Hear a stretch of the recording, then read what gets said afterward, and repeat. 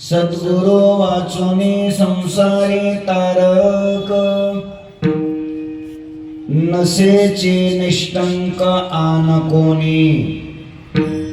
इंद्र चंद्र देव ब्रह्मादी करुणी, संशयाची श्रेणी छेदितिना। उघडे परब्रह्म सद्गुरुचे मूर्ते, पुरविते आरते शिष्याचिया। इंद्र चंद्र देव ब्रह्मादी करुणी, संशयाची श्रेणी छेदितिना। वंचना करीती जन दुष्ट नष्ट, मुख्य श्रेष्ठ श्रेष्ठ वंदिताती। इंद्र चंद्र देव ब्रह्मादी करुणी, संशयाची श्रेणी छेदितिना। ज्ञानदेव म्हणे गुरुचा मी दास, ज्ञानदेव म्हणे गुरुचा मी दास। नेने साधनास आन काही, इंद्र चंद्र देव ब्रह्मादी करुणी, संशयाची श्रेणी छेदितिना। पांडुरंगा करू प्रथम नमन,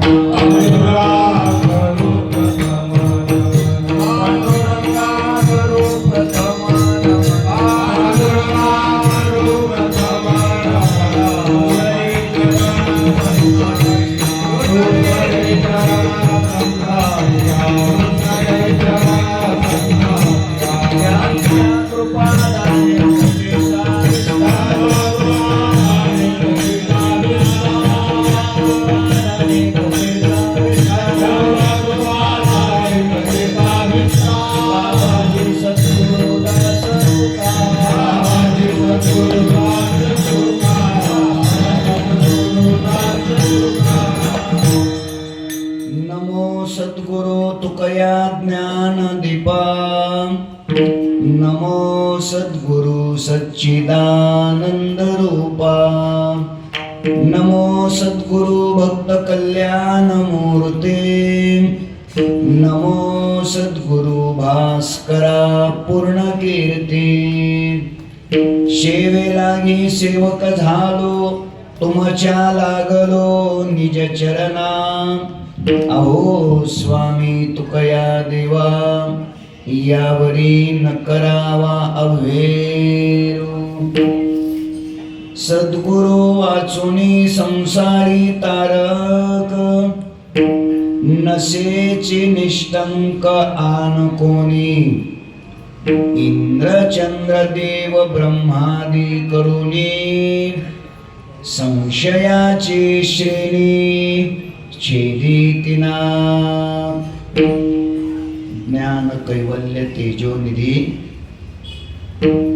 विश्वमाऊली ज्ञानोबाराय यांच्या अभंग गाथेतील 5 चरणाचा अभंग सेवेकरिता घेतलेला आहे। या अभंगाच्या द्वारा विश्वमाऊली ज्ञानोबाराय साधकाच्या बरोबर संवाद करतात। आणि सद्गुरूंचं अलौकिकत्व सांगून, सद्गुरूंचं श्रेष्ठत्व सांगून, सद्गुरूविषयी आपल्या अंतःकरणात असलेली अनन्यता या अभंगातून प्रगट करतात. विठ्ठल विठ्ठल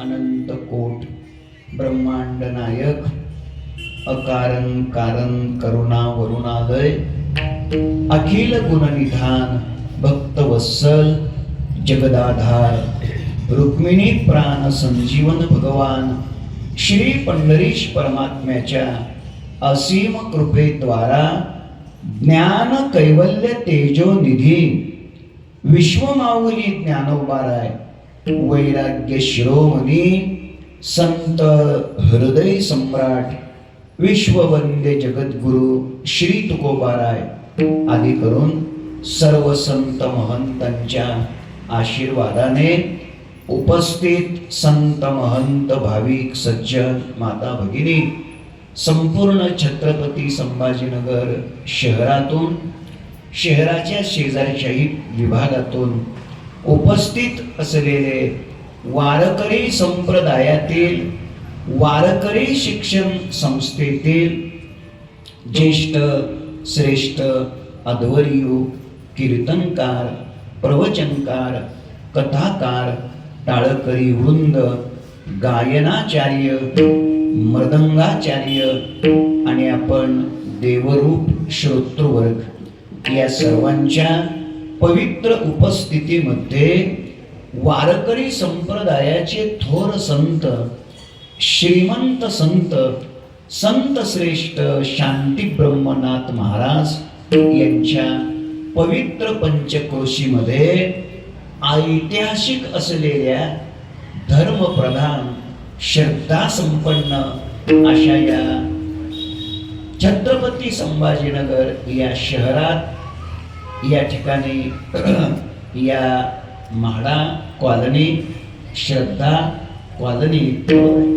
या ठिकाणी भगवान अवधूत योगी दत्तात्रय महाराजांच्या जयंतीचंही औचित्य साधून भक्त श्रेष्ठ दासोत्तम मारुतीरायाच्या पवित्र प्रांगणामध्ये जय बजरंग विश्वस्त मंडळाच्या द्वारा श्रद्धा कॉलनी, म्हाडा कॉलनी इथून उपस्थित असलेले सर्व वैष्णव या सर्वांच्या पवित्र उपस्थितीमध्ये परमपूज्य परमश्रद्धेय वेदांत केसरी सद्गुरु परभणीकर गुरुजी आणि परमपूज्य परमश्रद्धेय सद्गुरु विष्णू महाराज कोल्हापूरकर गुरुजी यांच्या पुण्यतिथी महोत्सवाचं औचित्य साधून आणि अवधूत योगी भगवान दत्तात्रयांच्या जयंतीचं औचित्य साधून संपन्न होत असलेला हा भक्ती महोत्सव, या महोत्सवातील आजच्या 5व्या दिवसाच्या चिंतन सेवेचा सुयोग सप्ताह संयोजक समितीच्या द्वारा जय बजरंग विश्वस्त मंडळाच्या द्वारा श्रद्धा म्हाडा कॉलनीतून उपस्थित असलेले सर्व अन्नदाते, देणगीदाते आणि सर्व आपण वैष्णव आपणा सर्वांच्या पवित्र उपस्थितीमध्ये या उत्सवाचे संयोजक, हरिभक्ती परायण, गुरुभक्त, गुरुनिष्ठ असं ज्यांचं जीवन आहे असे आदरणीय पूजनीय विनायक महाराजजी आष्टेकर यांच्या आदेशातून आणि माझे पारमार्थिक स्नेही ज्ञानोबारायाच्या ज्ञानेश्वरीचे उपासक, सर्वच ग्रंथाची साधना हा ज्यांचा प्राण आहे असं वारकरी संप्रदायातील एक अष्टपैलू असलेलं व्यक्तिमत्व, हरिभक्तीपरायण पूजनीय आदरणीय कृष्णा महाराज आरगडे बापू यांच्या आदेशातून आजच्या या सेवेचं सौभाग्य मला प्राप्त झालेला आहे. संकल्पित वेळेमध्ये म्हणजे बरोबर राहिलेल्या 1 तासामध्ये आपण अभंगाचं चिंतन करण्याचा प्रयत्न करू. विठ्ठल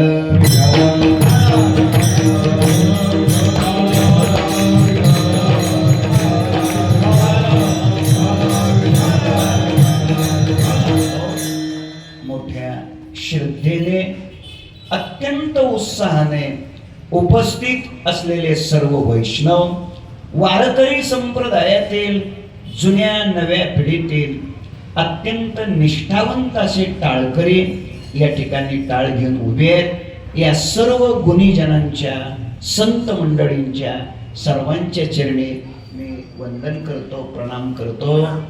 अत्यंत गोड असे, कमी वयात पण खूप चांगला मृदंग वाजवणारे मृदंगाचार्य इथं उपस्थित आहेत. या दोनही मृदंगाचार्यांना वंदन करतो.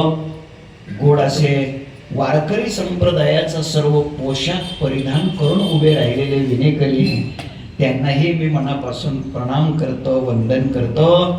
आणि परमार्थाची साधना करणारा जो साधक आहे, त्या साधकावर आपल्या मुलापेक्षा सुद्धा जास्त प्रेम करणारे श्रोते माझ्या समोर येऊन बसलेले आहेत. या सर्व श्रोत्यांच्या चरणी आणि माझ्या माता भगिनी आपणा सर्वांच्या चरणी मी मनापासून नतमस्तक होतो आणि संकल्पित वेळेत अभंगाचं चिंतन करण्याचा प्रयत्न करतो. विठ्ठल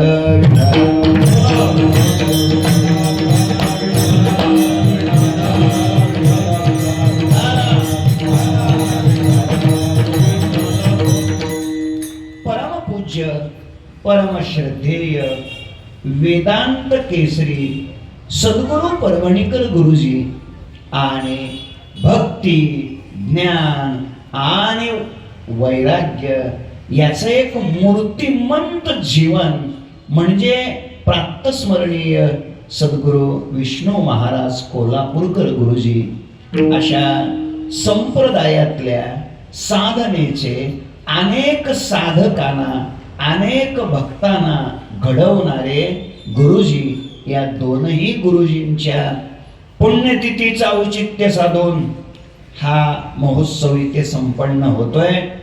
आपल्या गुरूंचं स्मरण व्हावं, आपल्या गुरूंच्या पुण्यतिथी निमित्त आपल्याकडून काही साधना घडावी, काही चिंतन घडावं, अध्ययन घडावं, ज्ञानेश्वरीचं वाचन घडावं, नामस्मरण घडावं आणि अन्नदान घडावं. या शुद्ध हेतूनेच हा महोत्सव इथे संपन्न होतोय. त्यानिमित्ताने आज आपण घेतलेला अभंग विश्वमाऊली ज्ञानोबारायांचा अभंग आहे. थोडा मागच्या चाललेल्या क्रमाला विचारात घेऊन ज्ञानोबारायांचाच अभंग रात्री झाला, त्यामुळे आजही म्हटलं तुमच्या डोक्यात ज्ञानोबारायच आहेत, तर त्या दृष्टिकोनातून ज्ञानोबारायांचा अभंग आपण सेवेकरता घेतलेला आहे. माऊली या अभंगातून साधकाच्या बरोबर संवाद करतात आणि संवाद करत असताना सद्गुरूचं श्रेष्ठत्व, सद्गुरूंचं महत्व, सद्गुरूंचं अलौकिकत्व प्रतिपादित करून सद्गुरूविषयी आपल्या अंतःकरणात असलेली अनन्यता, निष्ठा या अभंगातून माऊली प्रगट करतात. ऐका, सद्गुरूच्या संबंधाने विश्वमाऊली ज्ञानोबाराय साधकाच्या बरोबर संवाद करतात. लक्ष द्या, साधक कोणाला म्हणतात, साधकाची व्याख्या काय?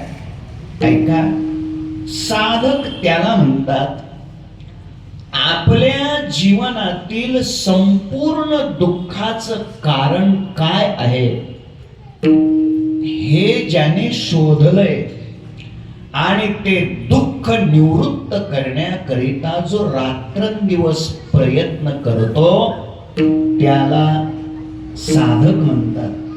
तुम्ही जागेत सुरुवातच झालेली. आता साधकाची व्याख्या मी आपल्या पुढे मांडली. काय व्याख्या सांगितली साधकाची? साधक कोणाला म्हणतात? आपल्या जीवनातील संपूर्ण दुःखाचं मूळ कारण काय आहे हे ज्यानं शोधलंय आणि ते कारण नष्ट करण्याकरिता जो प्रयत्न करतो त्याला साधक म्हणतात. मग लक्ष देऊन उत्तर द्या, आपण साधक आहोत का? आपला साधकात नंबर लागतोय का? नाही लागत. तुम्ही होय म्हणताय पण मी पटवून देतो. लक्ष द्या. कसं? साधकाची व्याख्या काय सांगितली?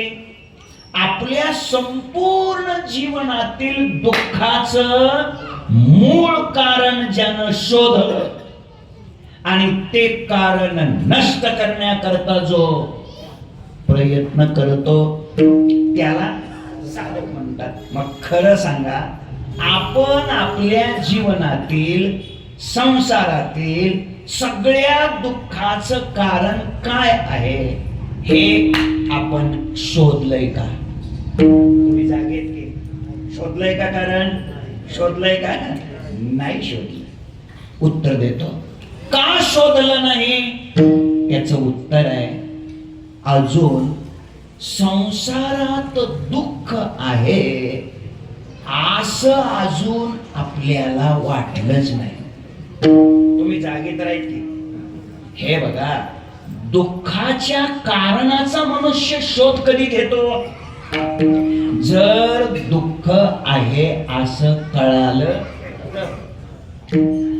मनुष्य बंधनातून निवृत्त होण्याचा प्रयत्न कधी करतो? जर बंधन आहे असं कळालं तर. मनुष्य अज्ञानातून बाहेर पडण्याचा प्रयत्न कधी करतो? जर आपल्या जीवनात अज्ञान आहे असं कळालं तर. मनुष्य दोष मुक्त होण्याचा प्रयत्न कधी करतो? जर आपल्या जीवनात दोष आहेत असं कळालं तर. तुम्ही लक्ष देताय माझ्याकडे, बघा लक्ष देताय. खरं सांगा, आपल्याला आपल्या जीवनात संसारात दुःख आहे असं कधीतरी वाटलं का? बोला ना. दुःख आहे असं वाटलं का? सांगा. वाटलं? नक्की नाही. हे वाटलं म्हणतायत, ते नाही म्हणतायत. त्यांना नक्की माहित आहे दोन्हीतलं एक उत्तर तर असलंच पाहिजे. लक्ष द्या, लक्ष द्या. संसारामध्ये दुःख आहे असं वाटलंय का? वाटलंय? नक्की 100%. मग मला उत्तर द्या, आता कीर्तन झाल्यावर कुठं जाणार आहे तुम्ही? नाही म्हणजे संसारात जर दुःख आहे तर मग इथं जागर करा ना, काकड्याला थांबा नाही तर कशा करता धावपळ करून घरी जाता? स्पष्ट त्याचं उत्तर असं आहे, अजून आम्हाला संसारात दुःख आहे असं वाटलं सुद्धा नाही. वाटलं सुद्धा नाही. लक्ष द्या जरा. पहिले काय आहे, दुःखातून निवृत्त होण्याचा विषय नंतरचा आहे, पुढे आहे. अगोदर दुःख दुःख आहे असं वाटलं पाहिजे. दुःखाची जाणीव झाली पाहिजे. दादानो, संसारातल्या दुःखाची जर आम्हाला जाणीव झाली असती तर मला वाटतं आम्ही 1 मिनिट सुद्धा संसार केला नसता. लक्ष द्या. एक सोपं बोलतो. खरं सांगा, संसारात दुःख आहे का नाही? बोला ना. आहे. संसारात दुःख आहे, 100% नक्की आहे.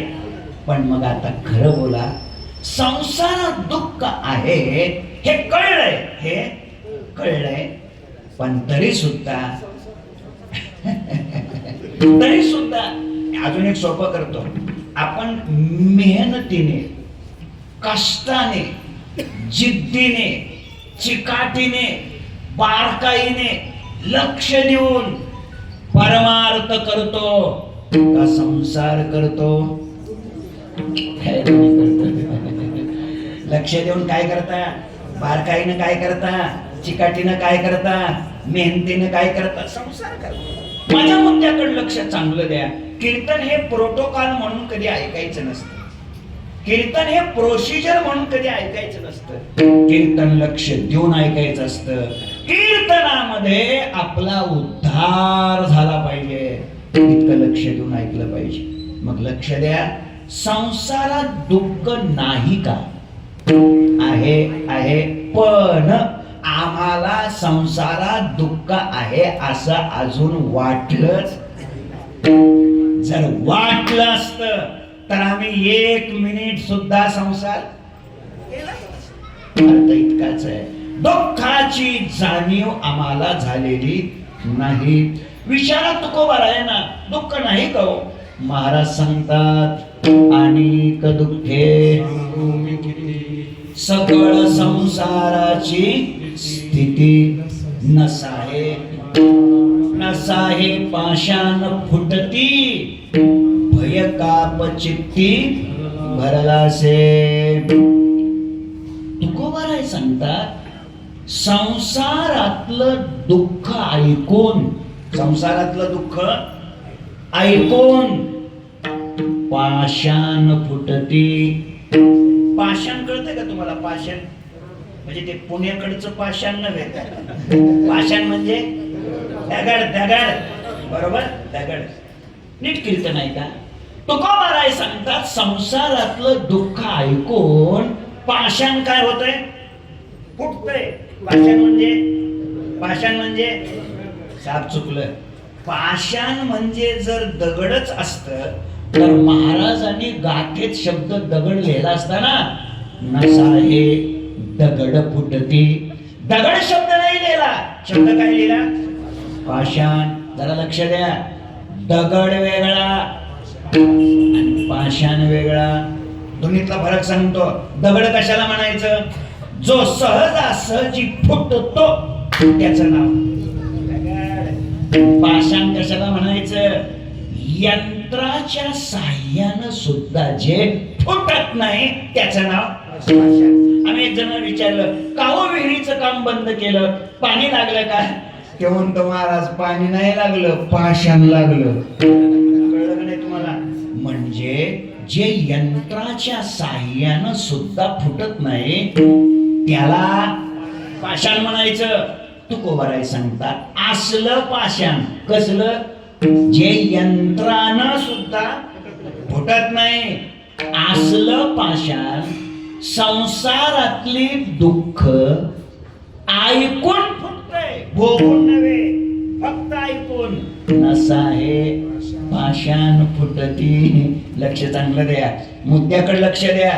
संसारातलं दुःख ऐकून जर पाषाण फुटत असेल, महाराज आमच्यावर काहीच परिणाम होत नाही. ऐका, संसारात दुःख नाही का? आहे आहे, पण आम्हाला ते दुःख आहे असं अजून वाटतच नाही, त्याची जाणीवच नाही. महाराज एकदम सोपं करतो. आपल्या घरात आपला पान उतारा कळते? अपमान, पान उतारा.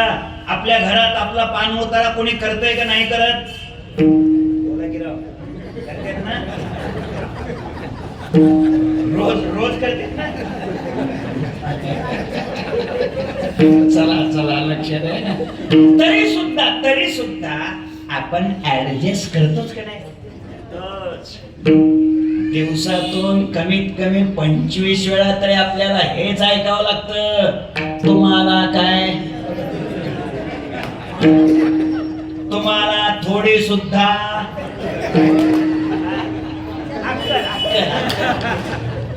तुम्हाला अजिबातच चालतं. मग तुम्हाला थोडी सुद्धा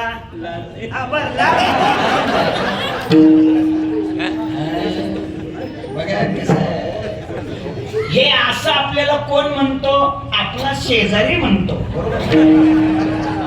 अरे शेजाऱ्याची काय टाप आहे असं म्हणायचे, त्याच्या नरडीचा घोट घेऊ घ्या. आपण कळलं तुम्हाला असं कोण म्हणतंय ते कळलं. पण नीट कीर्तन आहे का? एवढा पान उतारा होऊन सुद्धा लक्ष द्या, आपल्यावर काय फरक पडतोय का? काय फरक पडत नाही. उलट लोक आमच्या देखतच पान उतारा झाला हो. मी म्हणलं राव काय काय तुम्हाला बोलली राव, काय बोलली तुमची सौभाग्यवती, काय तुमचा. असू द्या म्हणला महाराज, असू द्या, संसार म्हणल्यावर असं चालायचंच. काय कमाल. तो पुढं काय बोलला माहितीये का, आहे म्हटलं महाराज, थोडी आहे तोंडात फटकट पण आतून गोड आहे म्हटलं. लक्ष द्या, लक्ष द्या. त्याचं पुढचं काय वाक्य होतं, तो काय म्हटला माहितीये का, महाराज प्रपंच म्हणल्यावर असं चालायचंच, भांड्याला भांड लागायचंच. मी म्हणलं दादा आता भांड्याला भांड लागायचं कुठं राहिलं रे, भांड फुटलं. का बोललो मी हे, एवढा पान उतारा होऊन सुद्धा, एवढी बेकिंमत होऊन सुद्धा आम्ही सहनच करतो. म्हणजे आम्हाला तसं त्याचं फारसं काही दुःख नाही का, आहे आहे, परंतु त्या दुःखाची आम्हाला काही नाही जाणीव नाही. लक्ष द्या, जोपर्यंत जाणीव होत नाही तोपर्यंत मनुष्य याच्यातून बाहेर पडण्याचा प्रयत्न करत नाही. काय भाषा आहे तुकोबारायची, तुकोबाराय सांगतात एकही न सहावे धक्का फटरंडी म्हणे तुका. ऐका, आम्हाला धक्के बसतात पण धक्का वाटत नाही. आम्हाला धक्का वाटला पाहिजे, सावध झालं पाहिजे. दुःख होतंय पावलोपावली, परंतु आम्हाला त्याची काय नाही जाणीव होत नाही. दुःख दुःख आहे असं आम्हाला वाटतच नाही. मी काय बोलतो ते कळते का, दुःख दुःख आहे असं आम्हाला वाटतच नाही. कधीतरी जीवनामध्ये दुःख दुःख आहे असं कळालं पाहिजे. पण लक्षात ठेवा, दुःख दुःख आहे हेच लोकांना कळत नाही. आणि हेच काय आहे, दुःख आहे. काय कळलं म्हणजे हे मी तुम्हाला सांगितलेलं जर कळलंच नसलं तर हेच माझ्या जीवनातलं दुःख आहे. लक्ष द्या, कधीतरी दुःखाची काय व्हावी, जाणीव व्हावी. अज्ञानाची जाणीव व्हावी, बद्धतेची जाणीव व्हावी, दोषाची जाणीव व्हावी, दुर्गुणाची जाणीव व्हावी. ज्या दिवशी आपल्या जीवनातल्या कमतरतेची, उणिवेची, दोषाची, दुर्गुणाची आपल्याला जाणीव होईल, त्याच दिवशी आपण प्रगती करण्याचा काय करू, प्रयत्न करू. म्हणून दुःखाची जाणीव झालीच पाहिजे. काय झालं होतं, 15 ऑगस्ट 2 दिवसावर आला होता आणि म्हणून 15 ऑगस्ट हा आपल्या भारताचा प्रजासत्ताक दिन, स्वातंत्र्य दिन, आणि तो जवळ आला होता.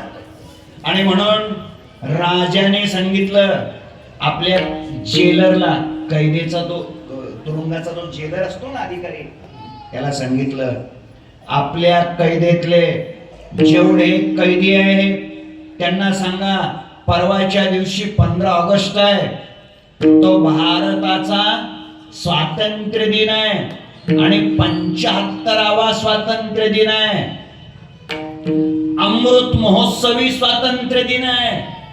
आणि म्हणून सांगा कैद्यांना, काय राजे तुमच्यावर प्रसन्न आहे, तुम्ही जे मागाल ते राजे तुम्हाला त्या दिवशी देणार आहेत. प्रत्येकाने आपल्या आपल्या मागण्या चिठ्ठ्यावर, कागदावर अर्ज करा, लिहून पाठवा. तुरुंग अधिकाऱ्याने कैद्यांना निरोप पाठवला. कैद्याने आपल्या आपल्या मागण्या त्या कागदावरती लिहिल्या, कागद सगळी गोळा केली, अर्ज गोळा केले. स्वातंत्र्याचा तो दिवस, आपला 15 ऑगस्ट तो दिवस उजळला, स्वातंत्र्य दिन. राजे व्यासपीठावर विराजमान झाले, प्रधानजी आले, सगळं मंत्रिमंडळ गोळा झालं, ध्वजपूजन झालं, ध्वजारोहण झालं, ध्वजगीत झालं, राष्ट्रगीत झालं, सगळं झालं आणि मुख्य समारंभाची सुरुवात झाली. राजाच्या समोर एक टेबल होता, टेबलाच्या उजव्या बाजूला चिठ्ठ्याचा ढिगारा होता. आणि डाव्या बाजूला एकच चिठ्ठी होती. प्रधानजीने विचारलं, राजे आज याच्यातलं मंजूर कोणतं नामंजूर कोणतं? राजानं उत्तर दिलं, आज नामंजूर शब्दच नामंजूर आहे. म्हणजे आज सगळं मंजूर, सगळे कैदी पुढे येऊन बसलेले. कुठं? हा कार्यक्रमाच्या ठिकाणी सगळे कैदी पुढे येऊन बसलेले. ठीक आहे. आणि आज सगळं मंजूर आहे. मग जर सगळं मंजूर आहे तर एका बाजूला चिठ्ठ्याचा ढिगारा आणि एका बाजूला एकच चिठ्ठी, असं का? तेव्हा राजाने उत्तर दिलं. तो म्हणाला, मला वाटलं माझ्या कैदेतील कैद्यांना काही कळत असेल, पण एक जर सोडला तर बाकीचे सगळे वेडेच आहेत. म्हणजे कसं काय? बघ ना त्याने काय मागण्या लिहिलेत, काय लिहिलंय. उजव्या हाताचा जो चिठ्ठ्याचा ढिगारा त्याच्यातला वरचा कागद उचलला, अर्ज उचलला आणि प्रधानजीने वाचलं.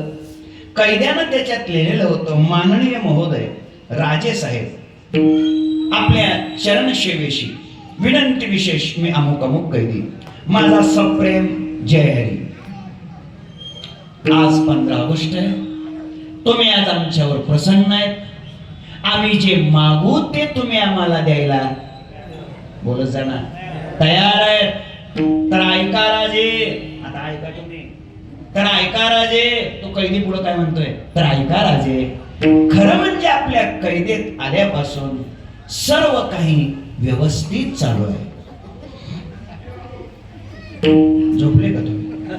अहो हा बहादर कैदेत आल्यापासून सर्व काही व्यवस्थित चालू आहे म्हणतोय. हो, आता ज्याला कैदेत व्यवस्थित वाटतंय तो कैदेतून बाहेर पडायचा कधी प्रयत्न करेल का? पण त्याला खाली लिहिलं होतं, पण तुम्ही मागा म्हणताय म्हणून मागतो. काही नाही. घरी असताना सकाळी 6 वाजता चहा मिळायचा. इथे आल्यानंतर तो 8 वाजता मिळतोय. कृपा करून तो 8चा चहा सकाळी 6ला मिळावा, कळावे आपला कैदी. आणि खाली त्यानं सही केली होती. त्यानं असं लिहिलं होतं, नको नको हा वियोग, कष्ट होता ती जीवाशी. तो 8चा चहा सकाळी 6ला मिळावा. दुसरी चिठ्ठी उचलली, मायना असाच होता. त्यानं असं लिहिलेलं होतं, अगदी शर्ट आहे, थोडा फाटलेला आहे, शिवण्याकरता सुई सुद्धा आहे, दोरा ताबडतोब मिळावा, कळावे आपला कैदी. तिसरी चिठ्ठी उचलली, मायना असाच होता. त्यानंही लिहिलेलं होतं, अगदी राजे, तंबाखू सुद्धा आहे.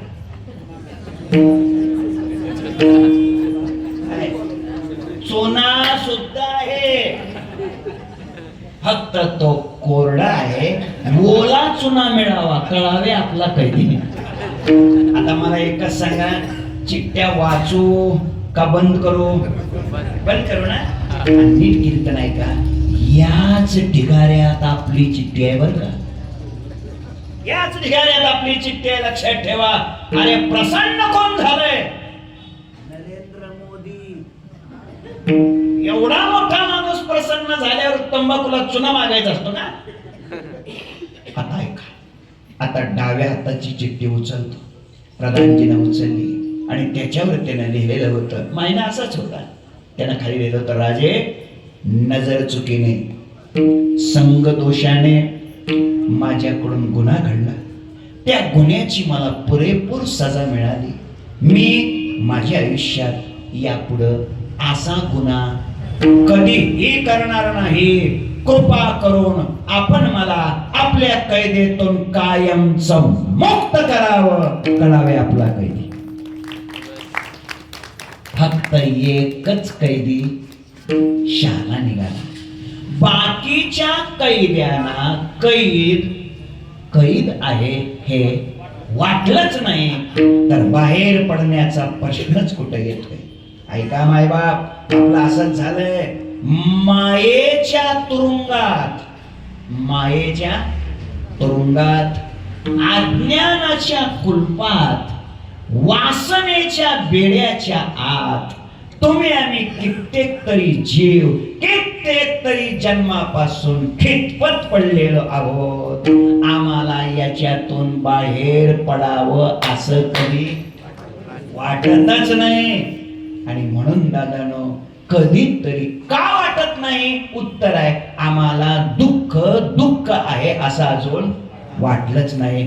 ज्याला आपल्या जीवनातल्या दुःखाची जाणीव झाली असा जो आहे, त्या दुःखाचं मूळ कारण ज्यानं शोधलंय आणि म्हणून ते दुःख निवृत्त करण्याकरिता जो प्रयत्न करतो असा जो साधक आहे, त्या साधकाने माऊलींची भेट घेतली. माऊलींना साष्टांग नमस्कार केला आणि विचारलं, माऊली, संसार दुःखातून तरुण जाण्याकरिता आम्ही आतापर्यंत अनेक साधन केली पण उपयोग झाला नाही. तुम्ही कोणतं साधन केलं? असं ज्ञानोबारायांना विचारल्यानंतर आपण कोणतं साधन केलं हे न सांगता आपण त्याशिवाय दुसरं साधन आपल्याला माहित सुद्धा नाही, ही गुरुनिष्ठा साधननिष्ठा विश्वमाऊली ज्ञानोबाराय सेवेकरिता घेतलेल्या अभंगाच्या शेवटच्या चरणाच्या उत्तरार्धात सांगतात.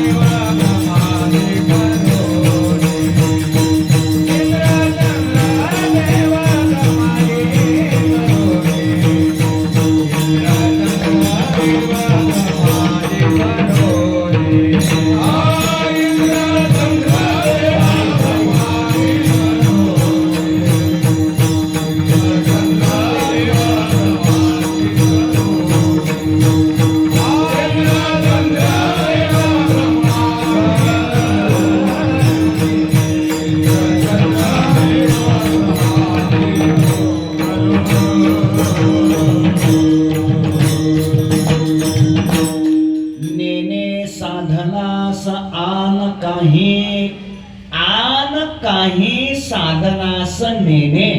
विश्वमाऊली ज्ञानोबाराय अभंगाच्या शेवटच्या चरणामध्ये सांगतात, गुरूंच्या दास्यत्वाशिवाय दुसरं साधन मी करत तर नाहीच नाही, पण दुसरं साधन मला माहित सुद्धा नाही. काय ज्ञानोबारायांचं बोलणं आहे हो. वास्तविक पाहता संपूर्ण ज्ञानेश्वरीचा विचार केला आणि ज्ञानोबारायांच्या समग्र ग्रंथ संपदेचा विचार केला तर ज्ञानोबारायांनी अनेक साधनाचा विचार मांडलेला आहे. पण तरी सुद्धा इथं ज्ञानोबाराय सांगतात, आन काही साधनास नेणे. याचा अर्थ असा आहे, गुरु भक्तीशिवाय, गुरु दास्यत्वाशिवाय, गुरु सेवेशिवाय इतर साधनाकडे त्यांचं ओढा नाही, त्यांची प्रवृत्ती नाही. ऐका, केवढी गुरुनिष्ठा ज्ञानोबारायांच्या जीवनात. इतिहास माहित आहे, आपल्याला वेळेच्या मर्यादा आहेत आणि म्हणून धावतं सांगून जातो, संपूर्ण संत मालिकेमध्ये शांतीब्रह्म श्रीमंत संत नाथ महाराज जर वगळले तर विश्वमाऊली ज्ञानोबारायांची जेवढी गुरुनिष्ठा तेवढी गुरुनिष्ठा आपल्याला अन्यत्र पाहायला मिळणार नाही. तेवढी गुरुनिष्ठा इतिहास आहे महाराज. जेव्हा विठ्ठलपंत आणि रुक्मिणी माता यांना देहांत प्रायश्चित्त ही शिक्षा सांगितली, हे प्रायश्चित्त सांगितलं आणि अशा वेळेला दोघांनी ठरवलं आपल्या मागे आपल्या मुलांना तरी सन्मानाची वागणूक मिळावी, आपल्या पाठीमागे आपल्या मुलांचा तरी समाजाकडून आदर केला जावा आणि म्हणून आपण जीवन नष्ट करण्याचं ठरवलं. रात्रीची वेळ आहे. सद्गुरु निवृत्तीनाथ विश्वमाऊली ज्ञानोबाराय सोपान काका चित्कला मुक्ताई चारही भावंड झोपलेले. काय परिस्थिती होती बघा. चित्कला मुक्ताईने अंगावर चादर ओढली की निवृत्तीनाथ उघडे व्हायचे. सद्गुरु निवृत्तीनाथाने अंगावर चादर ओढून घेतली की मुक्ताईच्या अंगावर काही नसायचं. तुम्ही जागेत त्यांना पुरतं पांघरून सुद्धा मिळालं नाही. असा एक काळ आणि त्यांच्याच मायेने त्यांच्याच आशीर्वादाने त्यांनी संपूर्ण जगावर आज कृपेचं मायेचं पांघरून घातलंय की ज्यांना पांघरायला मिळालं. ज्या विश्वमाऊली ज्ञानोबारायांना अर्थात चारही भावंडांना भिक्षेतून आणलेलं झोळीतलं पीठ सुद्धा विसोबा काकाने खाऊ दिलं नाही. ते खाली फेकून देऊन बोटाने ते तोडवलं आणि मातीत मिसळलं. अशी ज्यांची अवस्था आज त्याच ज्ञानोबारायांच्या समाधीवर अभिषेक करण्यासाठी 4-4 तास रांगेत उभा राहावं लागतं. मला इतकंच नमूद करायचंय, किती सहन केलं हो, किती कष्ट उपसले हो. आज परमार्थामध्ये थोड्या वेदना होऊ लागल्या, थोडं कष्ट होऊ लागलं, थोडी तकलीफ होऊ लागली की आम्ही हा विचार सोडून देतो. आम्ही म्हणतो नाही काय जायचंय तिथं कीर्तनाला, हे झालं काय पंक्तीतनं उठवलं आपल्याला. अरे थोडं मनाविरुद्ध घटना घडू द्या, आम्ही लगेच बाजूला पडतो. काय त्यांच्या मनासारखं घडलं सांगा, काय घडलं त्यांच्या मनासारखं. विश्वमाऊली ज्ञानोबारायांनी विसोबा काकाकडे जर डोळं वटारून बघितलं असतं तर वेगळं सरपण सुद्धा लागलं नसतं. ही ताकद होती, हे सामर्थ्य होतं. पण सामर्थ्य असूनही त्याने क्रोध कधी आणला नाही. काय जीवन असेल. रात्रीची वेळ, विठ्ठलपंत उठले, एक पत्र लिहिलं, रुक्मिणी मातेला उठवलं, चला आम्ही निघालो. आई उठले, आता जायचंय. चारही भावंडाचे चेहरे पाहिले, चारही लेकरांचे चेहरे पाहिले आणि आता बाहेर पडायचंय. उंबऱ्यात गेल्या हो, पण उंबऱ्यातून पाय पुढे ढकलं ना हो. पुन्हा परत येत आहेत, पुन्हा चारही लेकरांना बघितलं. आता यानंतर आयुष्यात पुढे कधीही आपल्याला हे आपली मुलं पाहायला मिळणार नाहीत. काय ती अवस्था अशी. पोटचा गोळा, 4 मुलं पोटची, रात्री झोपेत अचानक सोडून जायचंय. त्या मातेची अवस्था काय असेल, आईची अवस्था काय असेल. ते संत होते, ते महान ज्ञानी होते, ते ईश्वराचे अवतार होते. हे शब्द जरा बाजूला सारा. एक आई या नात्यानं आईला आपली 4 लेकरं सोडून जात असताना तिच्या अंतःकरणातल्या वेदना किती भयानक असतील, किती हृदय पिळवटून टाकणारा प्रसंग असेल सांगा. दरवाजापर्यंत जावं, पुन्हा परत यावं, पुन्हा जावं, पुन्हा मुक्ताईचा चेहरा पाहावा. मातेची आजी ती, मातेची आजी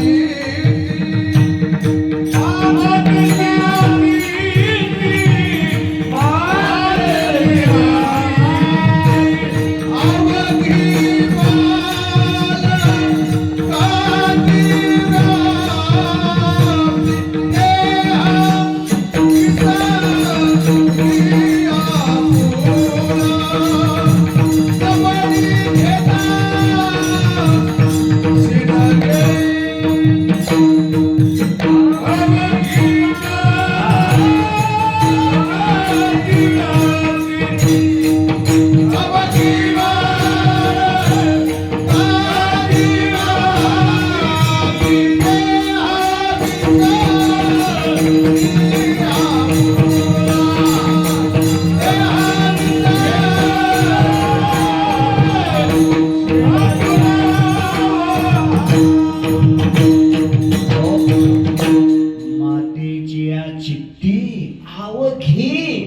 बाळकाची व्याप्ती देह विसरे आपुला जवळी घेता शिन गेला. विठ्ठल पंतांच्या बरोबर जावं तर पोटचा गोळा ठेवून जावं लागतंय. थांबावं तर विठ्ठल पंत निघून जातात.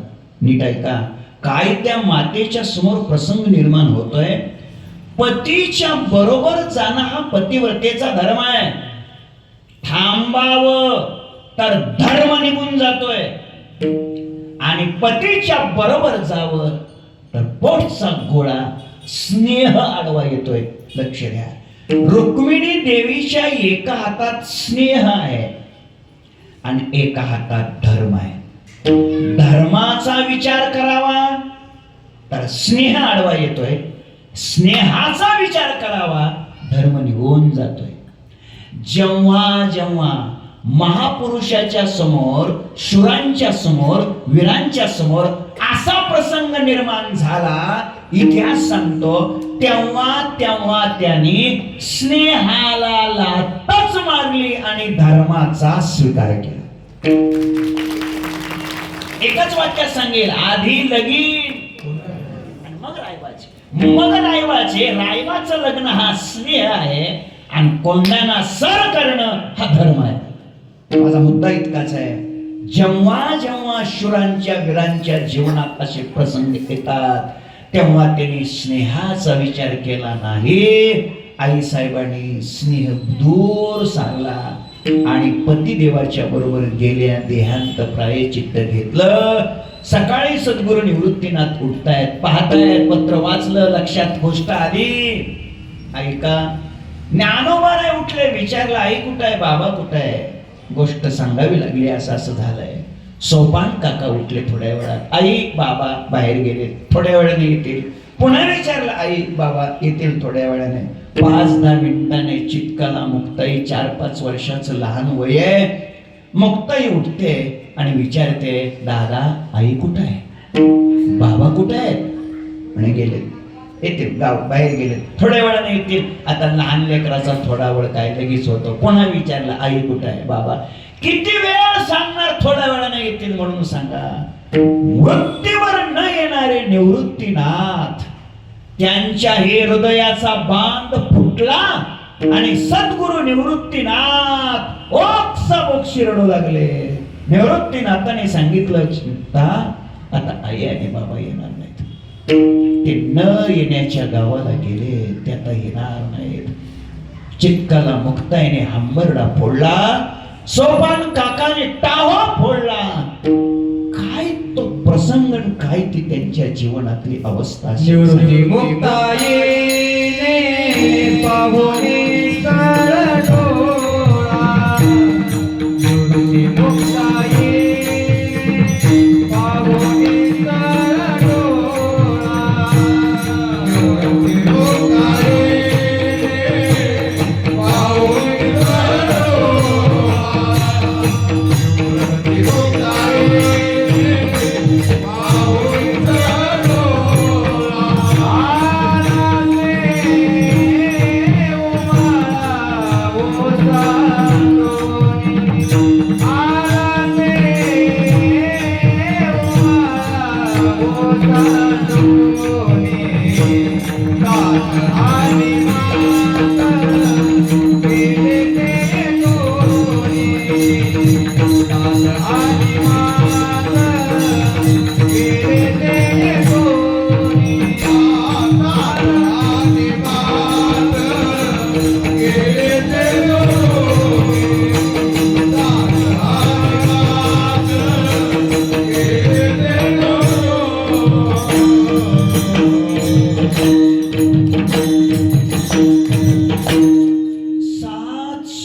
वर्षापूर्वीचा हा प्रसंग आहे. हा प्रसंग तोडका मोडका आता वर्णन केला तरी आपल्या हृदयाचा ठाव घेतला जातो. 700 वर्षापूर्वी प्रत्यक्ष त्या चित्काला मुक्ताईची सद्गुरू निवृत्तीनाथांची अवस्था काय झाली असेल. मात दोघही गेलेले, अत्यंत अंतकरण हृदय स्फोट होईल की काय अशी अवस्था निर्माण झालेली आहे. मला याच्या पुढे थोडस बोलायचंय. मी हे कशा करता निवेदन करत होतो त्याचं उत्तर आहे विश्वमाऊली ज्ञानोबारायांच्या जीवनातली गुरुनिष्ठा किती याचं मला प्रतिपादन करायचंय. आई गेली, बाबा गेले, वृत्तीवर न येणारे निवृत्तीना टाळू फोडतायत, सोपान काका रडतायत, चित्काला मुक्ताईने हंबरडा फोडलाय. परंतु अशाही प्रसंगामध्ये विश्वमाऊली ज्ञानोबारायाच्या डोळ्यातून अश्रू आलेले नाहीत. कोणत्याही चरित्रकाराने तसं वर्णन केलेलं नाही. लक्ष द्या. माऊलीनं विचारलं, माऊली आई गेली, बाबा गेले, तुम्ही का रडत नाही? तेव्हा ज्ञानोबारायांनी दिलेलं उत्तर किती गोड आहे. त्या उत्तरात किती गुरुनिष्ठा साठवलेली आहे ते उत्तर आहे का? माऊली बोलतात, कोण म्हणतं आई गेली, कोण म्हणतं बाबा गेले. ज्ञानोबाराय बोलतात, माझी माता, माझे पिता, माझी देवता जर सगळं कोण असेल तर माझे श्री गुरु निवृत्तीनाथ हीच माझी आई आहे, हेच माझे वडील आहेत, हीच माझी देवता आहे. आणि ते जर माझ्या समोर असतील तर मला रडायचं कारण काय? ज्ञानोबाराय गोड ज्ञानेश्वरीत बोलतात, गुरुक्षेत्र, गुरुदेवता, गुरुमाता, गुरुपिता, मनोनी गुरु पूजे परवता, मार्गुनेने नेने साधना सान काही.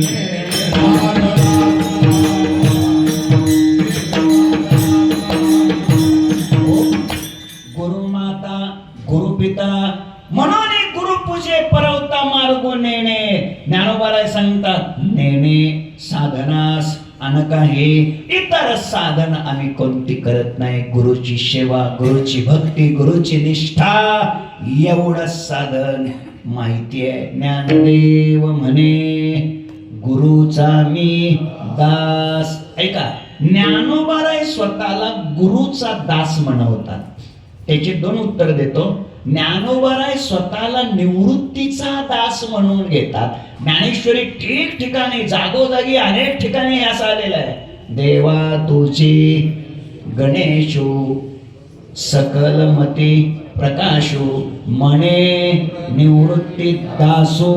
चला, अशा अनेक ओवे आहेत. अनेक सगळे आरगडे बाबांना विचारा पुन्हा. अनेक ओवे आहेत. निवृत्ती दासो. ऐका, ज्ञानोबाराय स्वतःला निवृत्तीचा दास म्हणून घेतात. तुम्ही लक्ष देताय अजून तरी जागेत. त्याचे अर्थ दोन आहेत. निवृत्तीचा दास म्हणून ज्ञानोबाराय ज्ञानदेव आहेत. आपण प्रवृत्तीचे दास म्हणून अज्ञान देव आहोत. ऐका, निवृत्तीचा दास याचे दोन अर्थ आहेत. एक, श्री गुरु निवृत्तीनाथाचे दास ज्ञानोबाराय, आणि दुसरं गोष्ट निवृत्ती अवस्थेचे दास म्हणून ज्ञानदेव. ज्ञानदेव म्हणे गुरुचा मी दास. ज्ञानोबाराय स्वतःला गुरुचा दास म्हणवतात. ऐका, गुरु कोणाला म्हणायचं? ग लवकर ज्ञान, र लवकर ज्ञान. अज्ञानातून ज्ञानाकडे, अंधारातून प्रकाशाकडे, कुमार्गातून सन्मार्गाकडे जे घेऊन जातात त्यांचं नाव काय आहे? गुरु. शास्त्रामध्ये 2-3 व्याख्या आलेल्या आहेत. सांगतो जेवढे आठवतात तेवढ्या. आर्यते इति गुरु, निरती इति गुरु आणि गृह्णाती इति गुरु. आर्यते इति गुरु म्हणजे देवादिकाकडून जे स्तविले जातात, देव सुद्धा ज्यांची स्तुती गातात त्यांना काय म्हणायचं? गुरु म्हणायचं. आता अलीकडे गुरुच असे निघाले, ते म्हणते देवच मी आहे म्हणते, माझाच फोटो देवावर ठेवा म्हणते. मी त्याचा विस्तार करत नाही. खूप जिज्ञासा असेल तर मग खाजगीत भेटा. ऐका ऐका, ज्ञानोबाराय कोणाला गुरु म्हणायचं? आर्यते इति गुरु. जे देवादिकाकडून स्तविले जातात. इंद्र चंद्र महेंद्र यातेची पूजिती. योगी महासिद्ध मुनी ज्ञानी, बरोबर आहे. श्रुती शास्त्र तेही यातेची आराधिती निळोबारायांचा गोडगोडाचा अभंग आहे. मुद्दा माझा इतकाच आहे, आर्य तेती गुरु देवादिकाकडून जे स्तविले जातात त्यांना गुरु म्हणतात एक. दुसरा सांगतो निरती इति गुरु, म्हणजे जे आत्मज्ञानाचा उपदेश करतात ते गुरु. आणि तिसरं गृह्णाती इति गुरु, म्हणजे जे अज्ञानाचा नाश करतात ते गुरु. गुरु कोणाला म्हणायचं? जे अज्ञानाचा नाश करतात, आत्मज्ञानाचा उपदेश करतात आणि देवादिकांना सुद्धा जे पूज्य आहेत त्यांचं नाव काय आहे? गुरु. नाहीतर अलीकडे व्याख्या खूप बदलल्या. आटके गुरु भाटके चेले, अमावस्येला जन्मले पौर्णिमेला मेले. गुरु हो लोभी लालची चेला, दोनों रकमे ठेलन ठेला. गुरु गावात चोऱ्या करीन, शिष्य ओढ्याला माशे देईन. आणि हे गाठ्यातलं नाही, हेतू इतकाच आहे, मुद्दा इतकाच आहे. ज्ञानोबा सांगतात गुरुचा मी दास, मी गुरुचं दास्यत्व केलंय, सेवा केले आणि त्याचाच परिणाम. ज्ञानोबा सांगतात ज्ञानदेव म्हणे तरलो तरलो,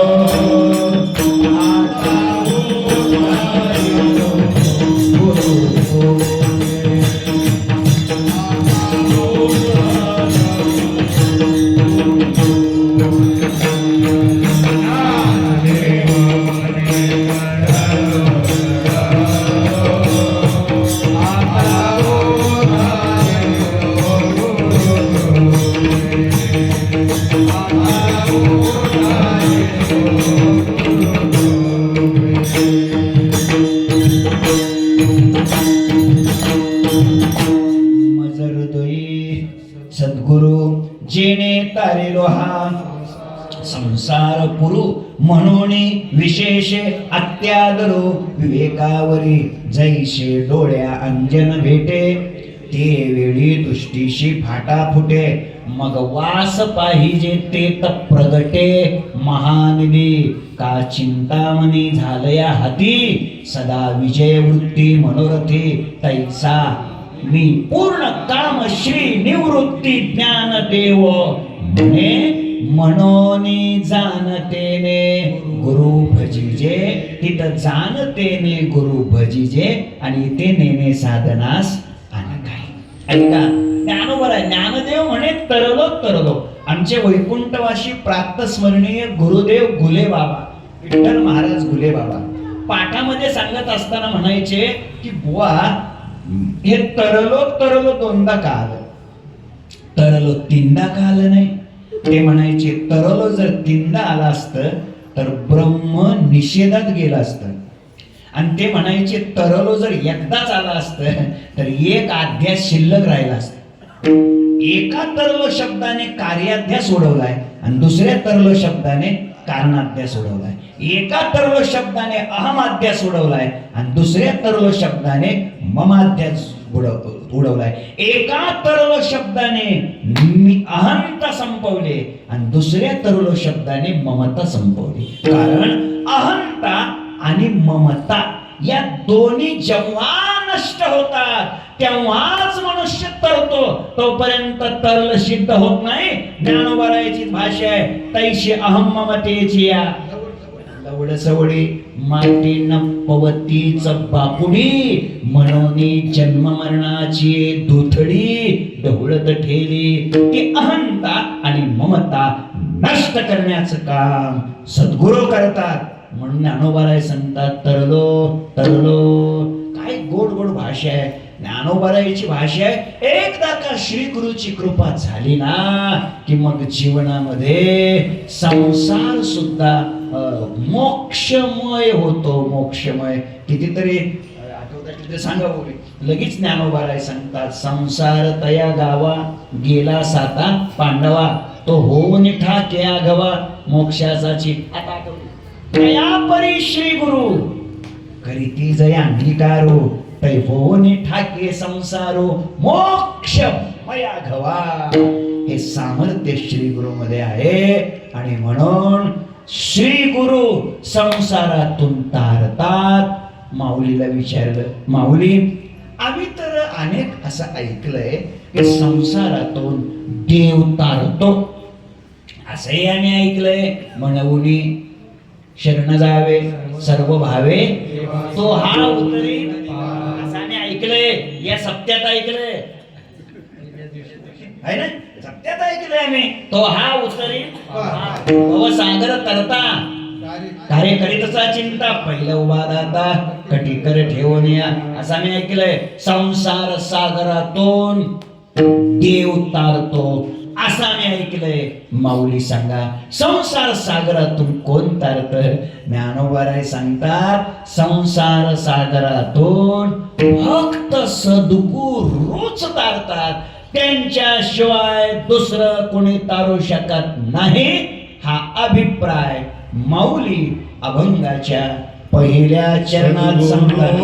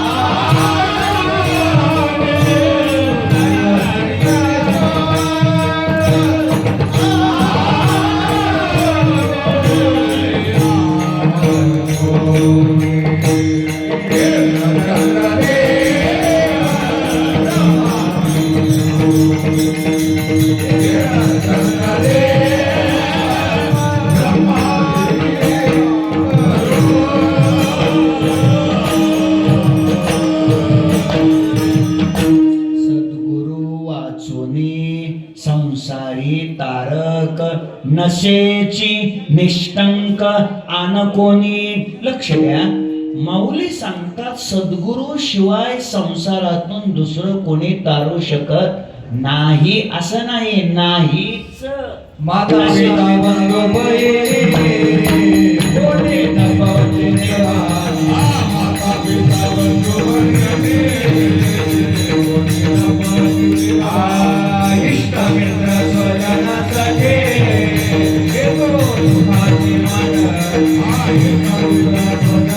सखे येतो सुखाची मान. एकला मेलू करोगे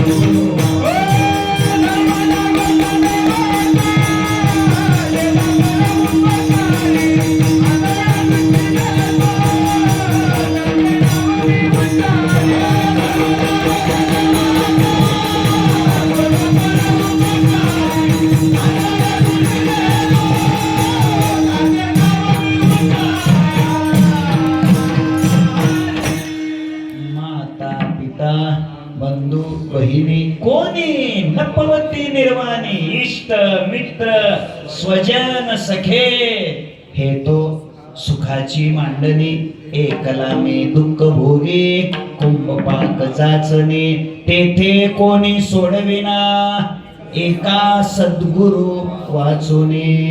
लक्ष द्या, सद्गुरु शिवाय ऐका दुसरं कोणी सोडवू शकत नाही असं नाहीच चकार वापरलाय ज्ञानोबारायने. काय झालं, लोक देवाकडे गेले. कोणाकडे?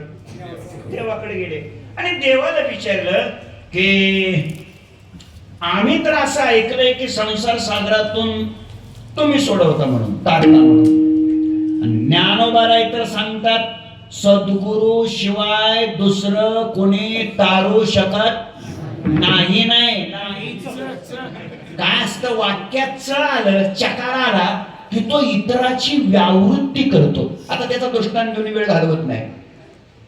मग माऊलीला आपलं देवाला विचारलं खरं काय, नेमकं काय. काय असतं, कोणीतरी स्वतःची कशी जाऊ देणार हो. आणि मग आता देवानेही सांगायला सुरुवात केली. काय सुरुवात केली, संसार सागरातून फक्त मीच तारतो. त्यानं बी च लावलं हो. झाली का पंचायत. दैवीहेशा कुलमयी मम माया दुरत्यया मामेव ते प्रपद्यन्ते मायामितांतरन्ति ते माम एव प्रपद्यन्ते. एव शब्दाचा अर्थ काय, मीच. आता त्याच्या खालच्या सगळ्या ओव्या तुम्हाला घरी गेल्यावर वेळ मिळेल का? काय कमाल आहे, वेळ मिळेल ना का घरी गेल्यावर वेळ काढा. ज्ञानेश्वरीचा 7वा अध्याय काढा, 14वा श्लोक काढा आणि त्याच्या खालच्या सगळ्या ओव्या बघा. मला उपयोगाला येणारी ओवी थोडी सांगतो की आता. ज्ञानोबाराय तिथं स्वतः म्हणतायत भगवान येथ एकची लीला तरले जे सर्व भावे मज भजले. मज म्हणजे भगवान सांगतात जे मलाच शरण आले तेच तारतात. आता काय करायचं, अजून श्लोक आहे आपल्याकडे. सर्व धर्मान परित्याज्य मामेकं शरणं व्रज अहं त्वा सर्व पापेभ्यो माम एकं शरणं व्रज. जे फक्त मलाच शरण आले तेच तरले. कितीतरी ओव्या आहेत की आपले, कितीतरी श्लोक आहेत. काय तेषाम मृत्यू संसार सागरात भवामी न चिरात पार्थ मय्या वेशीत चितसाम. अरे वा, हे सांग किंबहुना धनुर्धरा जो मातेची आहे मुद्रा तो मातेचा सोयरा तुला पा देवी मी तया जैशी असती तैशी ना कडे काळ नकोनी या घेतला पटा. दोघ जण मिळून एरवी तरी माझी या भक्ता आणि संसाराची चिंता काय समर्थाची कांता. पोरांना मागे तैशी ते माझे कलत हे जाणीजे काही सिनेही न लजे तयाची निमी. जन्म मृत्यूची या लाटी झळंबती या सृष्टी ते देखून या पोटी ऐशी झाले भव सिंधूचे नि माझे. माझ्याकडे बोल, भव सिंधूचे नि माझे कवनाशी धाकून उपजे ते तर जरी के माझे बिहिते हन. या लागी पांडवा मूर्तीचा मेळावा करुणे त्यांची या गावा धावतो आलो नामाची या सहस्रवरी नावा या अवतारी सजून या संसारी तारू झालो सडे जे देखिले. बहुतेक हे सडे असतील, सडे जे देखिले ते ध्यान काशी लाविले परिग्रही घातले तरियावरी प्रेमाची पेटी बांधोनी एकाची पोटी मगानिले तटे साईजाच्या परिभक्ताची नावे चतुष्पदादी आघवे वैकुंठीची राणीवे योग्य केले. हे लोक म्हणतील काय चाललंय यांचं, आमचं चाललंय. आणि आता याच्यातली शेवटची ओळी सांगायची आहे मला. माझा मुद्दा काय आहे, ज्ञानोबारायाने सांगितलं सद्गुरूच चकार लावला, देवानं मी चकार लावला हो. आता फजिती आपली आहे की नाही. आता शेवटची ओळी देतो.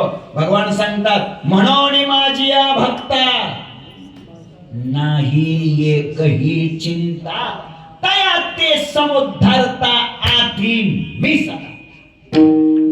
देवानं बी छातीला हात लावून सांगितलं संसार सागरातून मीच तारतो. आणि ज्ञानोबाराय सांगतात सद्गुरूच तारतात. आता दोघांपैकी खोटं कोणाचं? देवाचं खोटं म्हणायचं का ज्ञानोबरायचं खोटं म्हणायचं? बरं, दोघांपैकी एक जणाचं खोटं म्हणायला आपल्या तोंडात कुठं दात आहे हो? आपल्या आपलंच आहे ना. मग आता ऐका, मग आता लक्ष द्या, नेमकं काय? तर चला आता उत्तर देतो. संसार सागरातून सद्गुरूच तारतात, हेच बरोबर. मग तुम्ही म्हणाले आतापर्यंत ते 2-3 सांगितलेले श्लोक, त्या एवढ्या ओव्या, भवसागर तरतान, ह्याचं काय? याचं उत्तर इतकंच आहे, देव सुद्धा तारतो. देव सुद्धा तारतो, पण देव जेव्हा तारण्याची प्रक्रिया करत असतो त्यावेळेला देव देव नसतो, देव गुरूच झालेला. माझ्या विठोबाचा कैसा प्रेम भाव, माझ्या विठोबाचा कैसा प्रेम भाव.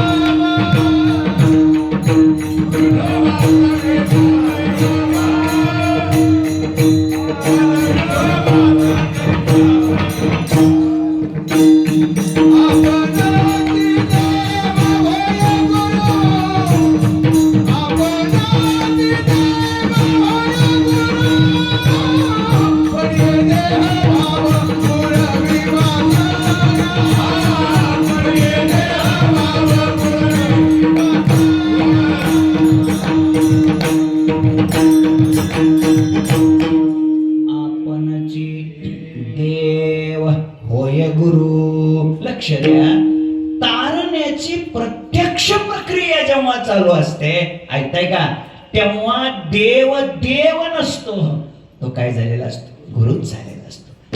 अर्जुन रावाला भगवान कृष्ण कन्हैयाने गीतेचा उपदेश केला कधी? जेव्हा अर्जुनराव शिष्य झाले तेव्हा शिष्यस्तेहं शादिवां त्वां प्रपन्नम, आणि त्याच वेळेला मग अशोचाननवशोचस्त्वं प्रज्ञावादांश भाससे, त्याच वेळेला परमात्म्याने बोध केला, ज्ञान दिलं.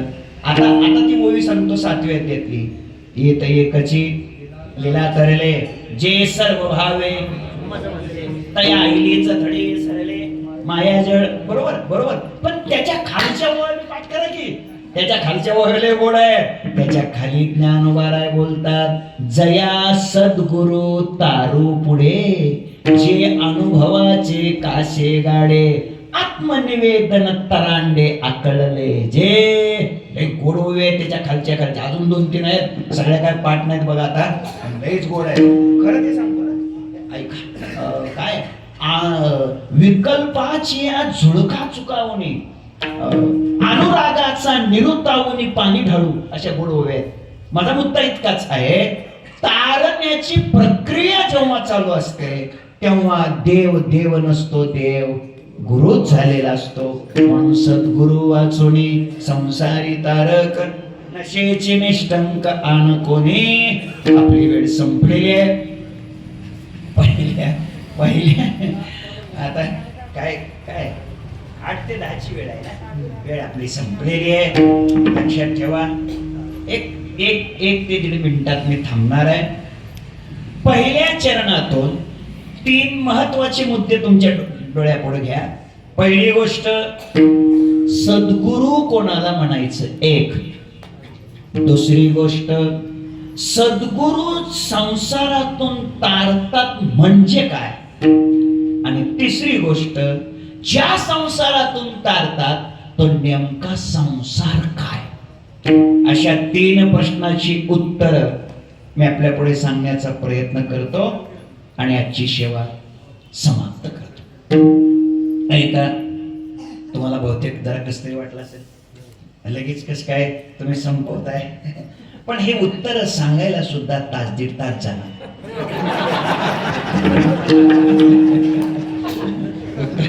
उत्तर आहे का? आता मात्र बीपी वाढला असेल तर उत्तर आहे का? 1 मिनिटात उत्तर सांगतो. संसारातून तारतात. संसार कशाला म्हणायचं, पुष्कळ विचार आहे याचा, पण एका वाक्यात बोलतो.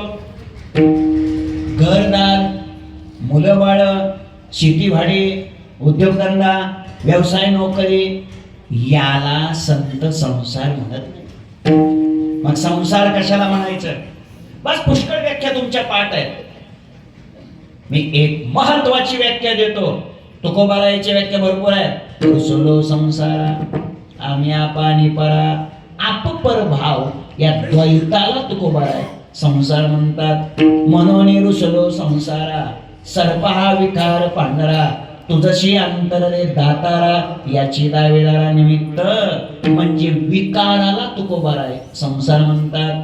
ज्ञानोबारायचे ओवे देतो. ज्ञानोबाराय सांगतात कैसा वासनेचा संसारा वासनेला ज्ञानोबाराय संसार म्हणतात.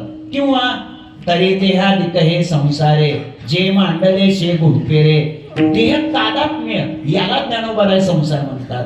पुनरपि जननम पुनरपि मरणम पुनरपि जननी जठरे शयनम याला आद्यगुरु शंकराचार्य संसार म्हणतात. तर ज्ञानोबाराय आगा उपजने आणि निमणे हे साचची जे का मानणे मा जीव लोको मी म्हणे संसार हन ऐका जन्मणे आणि मरणे याला सत्य समजणे या सत्यत्व बुद्धीला ज्ञानोबाराय संसार म्हणतात. जाऊ द्या अजून मी तुमच्या डोक्यात शिरलेलं दिसत नाही. एकदम सोपं करतो. संसार कशाला म्हणायचं? आमचे वैकुंठवासी प्रातस्मरणीय गुरुदेव गुले बाबा पाठामध्ये सांगत असताना असं म्हणायचे हे संसाराची व्याख्या इतकी सोपी पटवून द्यायचे. ऐका बरं का, ऐका कशाला म्हणायचं संसार. हे सगळं जग हे सगळं जग हे आपल्याला सगळं दिसतंय ते खरं आहे का खोटं आहे? घाबरू नका, घाबरू नका. हे सगळं दिसतंय हे खरं सांगा. खरं आहे का खोटं आहे? बोला की कसं आहे? हे सगळं दिसतंय ते हे सगळं दिसतंय ते हे सगळं दिसतंय ते हे खरं आहे? हे खरं आहे? हे नाशाला जाणार नाही का? तिकडे बघा हे नष्ट होणार नाही का? नष्ट होणार का नाही? संपणार का नाही? मग कसं काय खरं म्हणतात? आओ खरं कशाला म्हणायचं? जे कधी नष्टच होत नसतं त्याला खरं म्हणायचं. आत्ता खरं सांगा हे खरं आहे का? नाही. हे सगळं कसं आहे? खोटं. बरोबर. हे सगळं कसं? खोटं. आत्ता खरं सांगा हे तुम्हाला खरं वाटतंय का खोटं वाटतंय? हे वाटतंय कसं? आहे कसं? खोटं. पण तुम्हाला हे खोटं वाटतंय का खरं वाटतंय? कसं वाटतंय? खरं वाटतंय. आहे कसं? खोटं. आणि वाटतंय कसं? खरं. आणि ह्याला संसार म्हणायचं. दुसरं लक्षात आलं का बघा? तेच तेच तेच लक्षात आलं का बघा? तुम्हीच सांगितलं हे सगळं दिसणार जग कसं आहे? खोटं खोटं खोटं. पण आम्हाला हे कसं वाटतंय? खरं. पडली हे रूढी जगा परिचार चालविती व्यवहार सत्य म्हणून झालं. म्हणजे आम्ही खोट्यालाच खरं म्हणतो. बरोबर. याला म्हणायचं संसार. याला म्हणायचं संसार. आता ऐका सद्गुरु संसारातून तारतात तारतात तारतात म्हणजे नेमकं काय करतात? तर एका वाक्यात उत्तर आहे हे आहे कसं? कसं आहे? खोटं.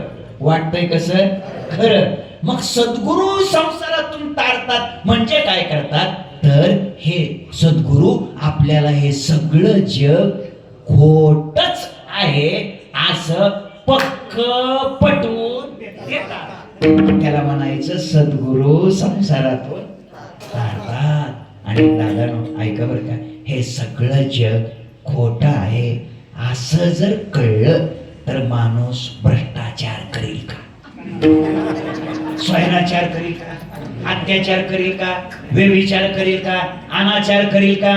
काहीच. हे सगळं संपून जाईल हे खोटं आहे कळलं तर. म्हणून राजानो इथं काय यायचंय? इथं एवढ्यासाठीच यायचंय कधीतरी हे सगळं खोटं आहे हे आपल्याला वाटलं पाहिजे.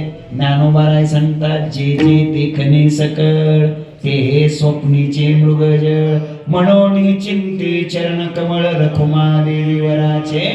थोडक्यात सद्गुरु संसारातून काय करतात? टाळतात. टाळतात म्हणजे या जगाच्या विषयी तुमची असलेली समजूत बदलवतात. समजूत काय करतात? बदलवतात. आमचे वैकुंठवासी प्रातस्मरणीय सद्गुरू घुले बाबा पाठामध्ये सांगत असताना असं म्हणायचे बरं का, सगळं कीर्तन विसरलं तरी चालेल, एवढं वाक्य विसरू नका. काय म्हणायचे सांगतो. ते म्हणायचे, तुम्हाला परमार्थ यशस्वी व्हावा असं जर वाटत असेल, काय परमार्थ यशस्वी व्हावा असं जर वाटत असेल तर समजूत बदलायला शिका. समजूत बदलायला शिका. आणि ते पुढे म्हणायचे, तुम्हाला संसार यशस्वी व्हावा असं जर वाटत असेल तर समजून घ्यायला शिका. समजलं नाही माझं बोलणं? संसार यशस्वी व्हावा, संसार सुखी व्हावा. कसं आहे, इतकं महत्वाचं नाही कोण तुम्हाला सांगणार, पण मी आपलं प्रेमाचे संबंध म्हणून सांगून टाकतो. संसार सुखी व्हावा असं वाटत असेल तर संसारात एकमेकाला समजून घ्यायला शिका.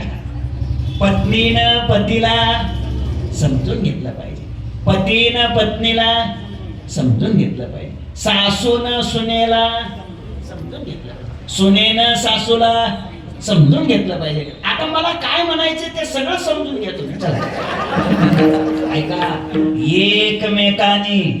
एकमेकाला समजून घ्या, संसार सुखी होईल. बघा, सुखी संसार काय होईल?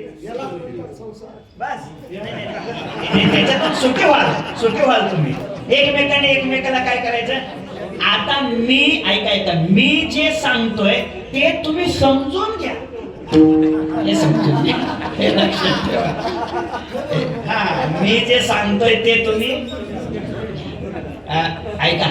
ते पैसे गुंतवायचे आणि मग ते पैसे जास्त होतात असं ते असतं बघा. काही काही स्कीम असतात, काय म्हणतात त्याला, ते त्याच्यात असे टाकायचे, मग ते वाढतात असं काहीतरी असतं. अशा हा मराठीत त्याला पॉलिसी म्हणायचं. बरोबर, ठीक आहे. तर मी तुम्हाला आज एक पॉलिसी सांगतो. बघा, तुम्हाला गुंतवणूक करता येते का बघा. पॉलिसी सांगतो, इतक्या फायद्याची पॉलिसी तुम्हाला कोणी सांगितली नसेल आतापर्यंत. चला मी सांगून टाकतो, ऐका. सांगू पॉलिसी? मग सांगतो, ऐका. सगळ्यात जास्त फायद्याची पॉलिसी कोणती आहे तर ऐका, ऍडजस्टमेंट इज बेस्ट पॉलिसी.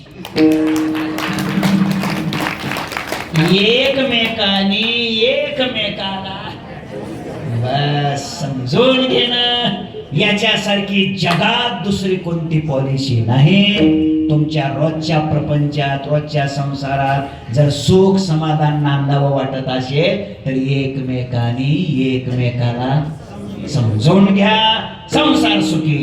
आणि परमार्थ यशस्वी व्हावा वाटत असेल तर समजूत बदलायला शिका.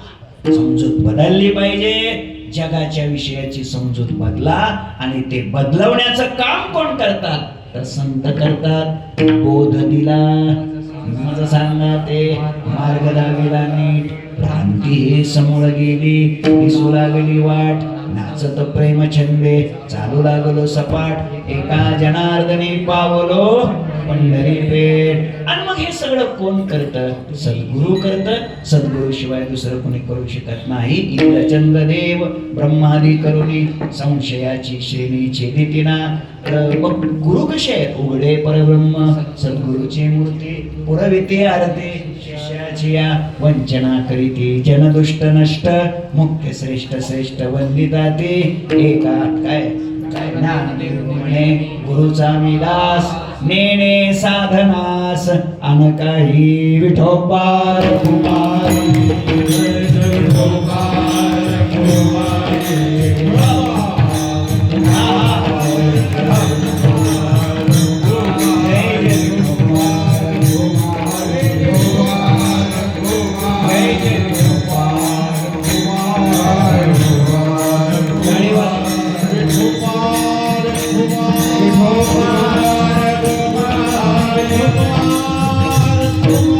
Bye.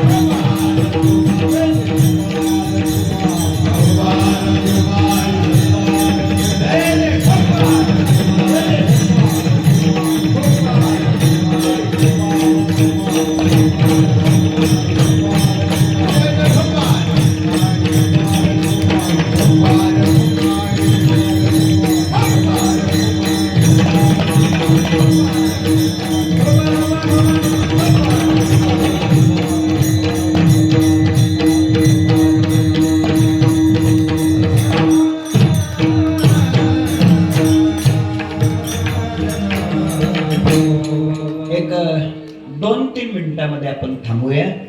आजच्या संपूर्ण कीर्तनातून आतापर्यंतचे हे लक्षात घ्या, जीवनामध्ये निष्ठेनं सद्गुरूंची सेवा केली पाहिजे. सद्गुरूंनी कृपा केली की होतं काय? हे होतं, आपण ज्या संसारात चिटकलोय, अडकलोय, तो खोटा आहे हे कळतं त्यांच्या कृपेनं. आणि ते कळालं की मग त्याची आसक्ती राहत नाही आणि जीवन सुखी बनतं. हे सगळं जीवनामध्ये सद्गुरूच करतात. बस सद्गुरू कोणाला म्हणायचं याचं एका वाक्यात सांगतो आणि सेवा समाप्त करतो. मंत्रतंत्र उपदेशिते ते गुरु घरी आहेत आई ते, परी शिष्या ते मिळवे सद्वस्तु ते, त्या ते श्रीकृष्ण सद्गुरु माने. आमचे गुरुदेव घुले बाबा बरं का, यांनीच सांगितलेलं गुरु आणि सद्गुरु याच्यातला फरक सांगतो. तुम्हाला कळला तर मला इथं आल्याचा आनंद होईल. लय फरक गोड आहे. गुरु कोणाला म्हणायचं आणि सद्गुरु कोणाला म्हणायचं ऐका. ते असं म्हणायचे, विषय शिकवितात, विषय शिकवितात ते गुरु, विषयाचं ज्ञान देतात ते गुरु, आणि विषयाचं भान नष्ट करतात ते सद्गुरु. बस एवढं वाक्य कळलं तर पुष्कळ होईल बघा. जग दाखवतात, जग दाखवतात ते गुरु, आणि जगदात्मा दाखवतात ते सद्गुरु. आणि म्हणून असे सद्गुरु वेदांत केसरी परभणीकर गुरुजी आणि असे सद्गुरु परमपूज्य श्रद्धेय विष्णू महाराज कोल्हापूरकर गुरुजी, या दोनही महापुरुषांच्या पुण्यतिथी महोत्सवाचं औचित्य साधून भगवान योगीराज दत्तात्रय महाराजांच्या जयंतीचं औचित्य साधून येथील जय बजरंग विश्वस्त मंडळाच्या द्वारा हनुमान मंदिर, श्रद्धा कॉलनी, म्हाडा कॉलनी येथील सर्व प्रतिष्ठित नागरिक, सर्व माता भगिनी, पुरुष मंडळी सर्वजण एकत्र येऊन आदरणीय आपल्या गुरुवर ज्यांची नितांत श्रद्धा आहे, संप्रदायावर ज्यांचं नितांत प्रेम आहे आणि ज्यांचं अत्यंत स्वज्वळ असं जीवन आहे, असे आदरणीय विनायक महाराजजी आष्टीकर यांच्या संयोजनातून आणि या छत्रपती संभाजीनगर मध्ये वारकरी संप्रदायाची शुद्ध साधना, पवित्र साधना, ज्यांच्यामुळे या छत्रपती संभाजीनगर शहराला लाभली, असे प्रातस्मरणीय आमचे आदरणीय हरिभक्ती परायण अष्टपैलू असलेलं व्यक्तिमत्व आदरणीय कृष्णा महाराज आरगडे बापू यांच्या आदेशामुळं मला आज आपल्या सर्वांचं दर्शन झालं. उभे राहिलेले आमचे सगळे गुरुबंधू, सगळे कीर्तनकार, या सर्वांच्या चरणी पुन्हा एकदा प्रणाम करतो. दोन्ही मृदंगाचार्य त्यांना वंदन करतो. गोडाशी विनेकरी आपल्या सगळ्यांच्या चरणी मी नतमस्तक होतो. आणि मी एवढंच या निमित्तानं प्रगट करेन, जसं विनायक महाराज किंबहुना हे जय बजरंग विश्वस्त मंडळ येथील हनुमान मंदिर, म्हाडा कॉलनी, श्रद्धा कॉलनी इथले सगळे लोक जसं आपल्या गुरुजीवरची श्रद्धा त्यांनी बळकट करतायत महाराज, तसंच आपण आपल्या गुरूंची श्रद्धा, गुरुविषयीचं प्रेम वाढवलं पाहिजे. आणि म्हणून मी जे आपल्या पुढे आज बोललो, या संपूर्ण चिंतनातून काहीच तुमच्या आठवणीत राहिलं नसलं, कमीत कमी घरी जाताना एवढे 2 शब्द ध्यानात ठेवायचे. कोणते? समजून घेतलं की संसार सुखी, आणि समजूत बदलली की परमार्थ सुखी. एवढे 2 गोष्टी तरी घरी जाता जाता आठवणीत ठेवा. आपल्या श्री गुरुवर निष्ठा ठेवा, अशी मी आपल्या चरणी प्रार्थना करतो. आणि मी जे आपल्या पुढे बोललो हे माझं नाही. मी ज्या वारकरी शिक्षण संस्थेमध्ये 4 वर्ष वेडेवाकडं शिकलो, माझ्या गुरुदेवाने मला जे शिकवलं तेच मी तुमच्या पुढे मांडण्याचा प्रयत्न केला. ज्या संस्थेमध्ये मी शिकलो स्वानंद सुखनिवासी गुरुनाम गुरु सद्गुरु जोग महाराज संस्थापित वारकरी शिक्षण संस्था, की त्या संस्थेला येणाऱ्या गुढीपाडव्याला 109 वर्ष पूर्ण होत आहेत. 109 वर्ष. माझ्यासारखे किमान 10,000 कीर्तनकार, कितीतरी प्रवचनकार, कितीतरी कलाकार, कितीतरी कथाकार त्या संस्थेनं महाराष्ट्राला दिले. आज हे गोड गायन करतात का? ही कोणाची कृपा आहे?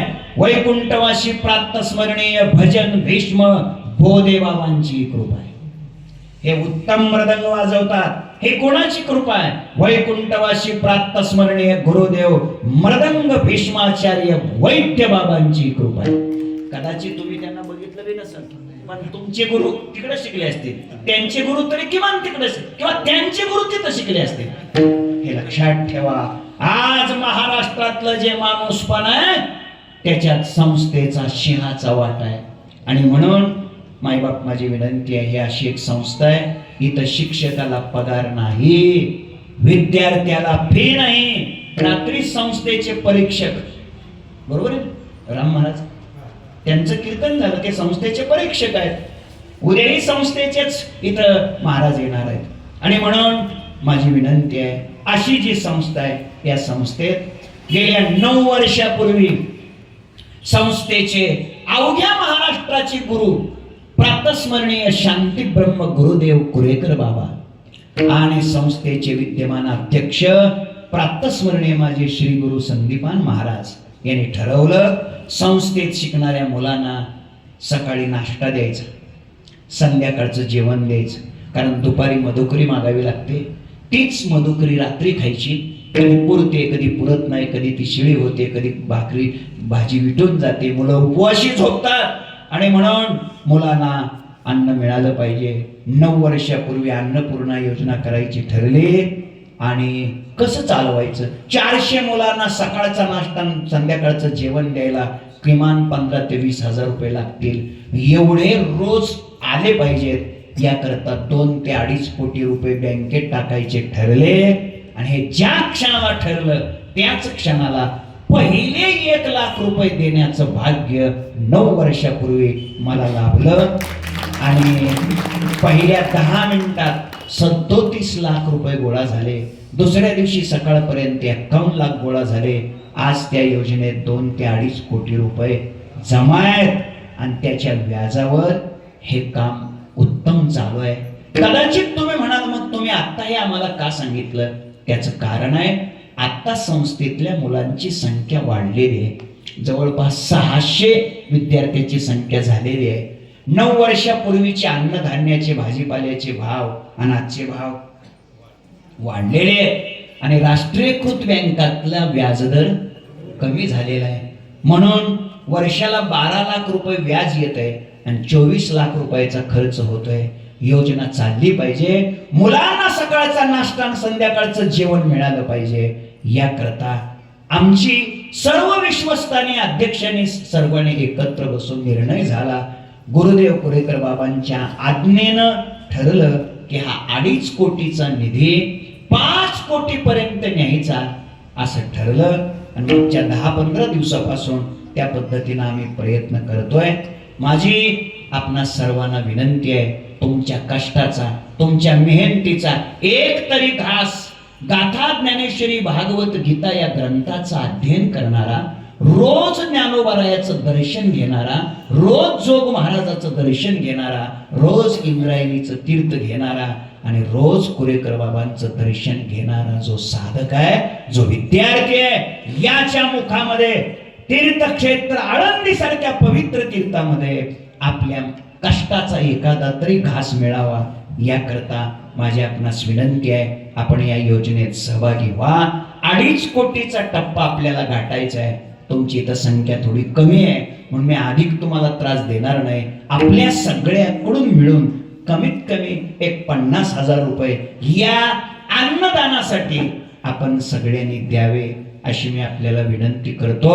तुम्ही दिलेली रक्कम कायमस्वरूपी बँकेत राहणार आहे, त्याला हात लावला जाणार नाही. त्याच्या येणाऱ्या व्याजावरती हे अन्नदान चालणार आहे. आणि ATG, बरोबर का, ATG 80G ती सवलत इन्कम टॅक्स माफीची संस्थेला लागू आहे. माझी विनंती आहे, जास्त उद्दिष्ट आपल्या समोर मोठं ठेवलेलं नाही. फक्त किती? फक्त 50,000. मी म्हणतो 5-5 हजार रुपये देणारे 10च माणसं जर इथं आपल्याला भेटले तरी सुद्धा आपलं हे काम होऊ शकते. किती? 5,000 देणारे किती लोक? फक्त 10. आहेत का 10 माणसं इथं? 10 माणसं? काय कमाल आहे तुमची. अहो 10 माणसं आहेत का म्हणतात? 10 माणसं बघतात. फक्त 5,000 देणारे 10 माणसं सापडतील की? मग सांगा की, नाव सांगा की. मग इथं ते स्कॅनर बी आलेलं आहे, पावती पुस्तक बी लगेच तयार आहे. सांगा, नाव सांगा. ॲडव्होकेट तात्यासाहेब भोसले. त्यांनी 5,000 रुपये द्यायचं जाहीर केलंय. त्यांचा आम्ही ज्ञानेश्वर